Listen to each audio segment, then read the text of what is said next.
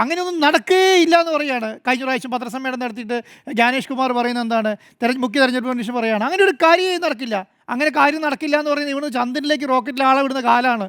മനസ്സിലായില്ല? ഇവിടെ ഇരുന്നിട്ട് അവിടെ എന്താ നടക്കുന്നതെന്ന് മനസ്സിലാക്കുന്ന കാലമാണ്. മുഴുവൻ ടൂൾ വെച്ചിട്ടാണ്, AI ടൂൾ വെച്ചിട്ട് എല്ലാ കാര്യങ്ങളും നടത്തുന്ന ലോകത്തിരുന്നിട്ട് പറയാണ് അങ്ങനെ ഒന്നും നടക്കില്ല എന്ന് പറയും. സ്വന്തം കണ്ണടച്ചിട്ട് പറയുകയാണ് ഇവിടെ മുഴുവൻ ഇരുട്ടാണ്, നിങ്ങളെല്ലാവരും ഇരുട്ടിലാണ് ഇരിക്കുന്നതെന്ന് പറയുകയാണ്. അപ്പം ആരാ കണ്ണടച്ചിരിക്കുന്നത്? അദ്ദേഹം തന്നെ കണ്ണടച്ചിട്ട് പറയുകയാണ് നിങ്ങളെല്ലാം ഇരുട്ടിലാണ് ഇരിക്കുന്നത് എന്ന് പറയുകയാണ്. അപ്പം കേരളത്തിലും ഇന്ത്യയിലൊക്കെ ഇത് കേരളത്തിൽ മാത്രമേ നടക്കാത്തുള്ളൂ കേട്ടോ. ഇപ്പം ഇന്ന് നമ്മുടെ മുന്നിലൊരു വലിയ തെളിവുണ്ട്. എന്താണ്? ഈ ഗോപാലകൃഷ്ണൻ പറഞ്ഞല്ലോ, ഞങ്ങൾ കാശ്മീരിൽ നിന്ന് കൊണ്ടുവന്നിട്ട് കേരളത്തിൽ വോട്ട് ചെയ്യിക്കും എന്ന് പറഞ്ഞില്ലേ. ഇന്ന് കേന്ദ്രത്തിലെ പ്രധാനപ്പെട്ട BJP നേതാവ് എന്ന് പറയാം അതേ ഇല്ലാതെ പറയുന്നത്, അത് വ്യാജാണെന്ന് പറയാം. എങ്ങനെ അത് പറയാൻ കഴിയുന്നേ? നമ്മുടെ മൈക്കിൽ നമ്മുടെ ആൾക്കാരോട് നേരിട്ട് പറയും.